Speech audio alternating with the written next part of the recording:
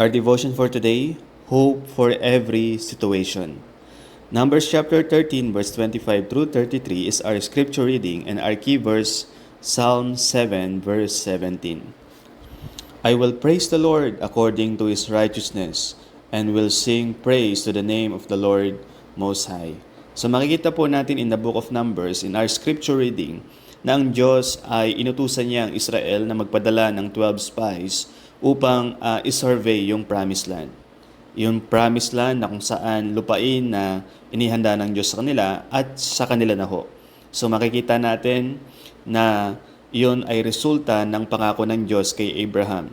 So makikita natin na yung spies ay kinonfirm kung ano po ang sinabi ng Diyos sa kanila, na yung lupain na yon ay napakasagana. Sabi nga po, it flowed with milk and honey. So kahit po ang isang tumpok ng ubas ay kailangan dalawang tao, dalawang lalaki ang siyang magdadala. So ganun po kasagana, ganun kaganda ang inihandang lupang pangako ng Diyos sa bayan po ng Panginoon. Ngunit ang isang masamang balita na kanila pong narinig na nagbigay po ng discouragement sa kanilang mga puso ay yung mga tao pong nandoon sa promised land ay malalakas, mga higante. Kaya nga po sabi ng ilan sa kanila, para lamang po silang tipaklong sa mga tao pong nandoon. So ang mga tao, sila ay na-discourage, sila ay natakot, sila ay nangamba. Kaya nagmakaawa na ho sila kay Moses na ibalik na sila sa desyerto. So kumbaga, yung tagumpay nandoon na, ngunit nawala pa po sa kanila. Kumbaga, panalo na, sila po'y natalo pa. Because mas pinili nilang paniwalaan yung kasinungalingan ni Satanas at pinagdudahan nila yung kakayahan ng Diyos na magbibigay sa kanila ng katagumpayan or victory. So, I would like to remind you kapatid, na gusto kong malaman mo na ang Diyos ay pinapayagan niya yung mga obstacles sa iyong buhay upang matutunan mo siyang pagkatiwalaan. So ang Christian life, yes, hindi madali. Ang Christian life may mga obstacles, may mga hadlang na haharang sa plano o lugar na gusto ng Diyos na puntahan natin. So, pinapayagan ng Diyos yun upang matutunan mo siyang pagkatiwalaan sa lahat ng circumstances at siya ay purihin sa iyong buhay. Ang goal ng Diyos ay hindi saktan ka. Yes, maaring ikaw ay nasasaktan, ikaw ay nabibigatan, ikaw ay mayroong mga pain sa iyong mga pinagdadaanan, but the goal of God is not to harm you. Ang goal ng Diyos ay pagpalain ka. So wag mong payagan na yung mga obstacles sa iyong buhay ay maging hadlang upang hindi mo ma-enjoy ang mga pagpapala na iplinano ng Diyos sa iyong buhay bilang kanyang isang anak.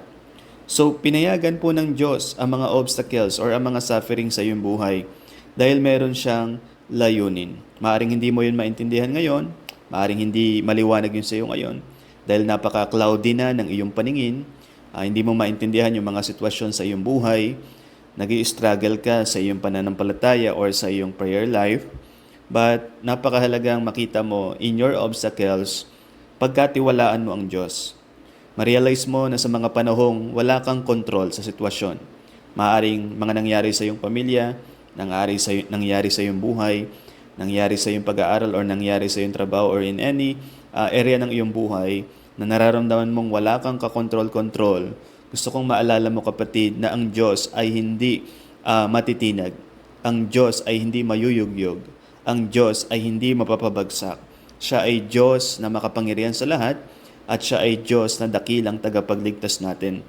So nasa Kanya ang walang hanggang pag-asa natin sa lahat ng sitwasyon sa ating buhay. Nawawalan ka man ng tulong, nawawalan ka man ng pag-asa, ikaw man ay nangangamba, natatakot, nadidiscourage sa mga obstacles na pinapayagan ng Diyos sa iyong buhay. Kapatid, panghawakan mo ang kakayahan ng Diyos.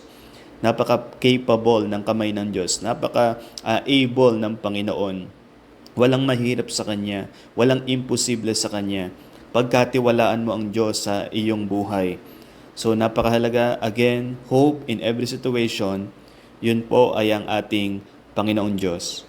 So napakahalagang purihin mo siya, sambahin mo siya sa iyong buhay.